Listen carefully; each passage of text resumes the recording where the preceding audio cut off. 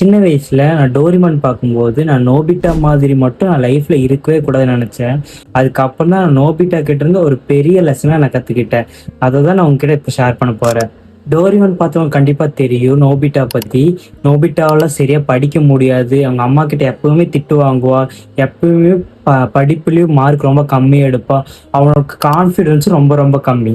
நான் கூட யோசிச்சிருக்கேன் எப்படிடா இவ இவ்வளவு தண்டமா இருக்காங்கிறதெல்லாம். அப்புறம் தான் நான் உனக்கு கத்துக்கிட்டேன் டோரிமான் யூனிவர்ஸ்லயே ஸ்ட்ராங்கஸ்ட் கேரக்டர்னா ஜியான்னு சொல்லுவோம், நம்ம ஸ்மார்ட்டஸ்ட் கேரக்டர்னா டெக்கிசுக்கி சொல்லுவோம், ஆனா ரொம்ப கைண்டஸ்ட் அண்ட் இன்னசென்ட் கேரக்டர்னா நம்ம நோபிட்டாவை தான் சொல்லுவோம். அவ கண்ணு முன்னாடி யாராச்சும் கஷ்டப்பட்டாங்கன்னா அவ கண்டிப்பா போய் அங்க உதவி செய்வா, எதிரியா இருந்தாலும் போய் அவங்க உதவி செய்வா.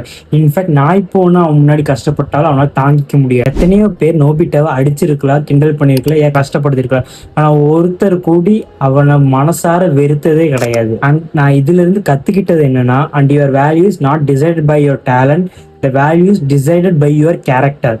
நீங்க எவ்வளவு டேலண்டான பர்சனா கூட இருக்கலாம், ஆனா உங்களுக்குள்ள ஒரு நல்ல மனசு இல்லாட்டினா உங்களை யாருக்குமே பிடிக்காது.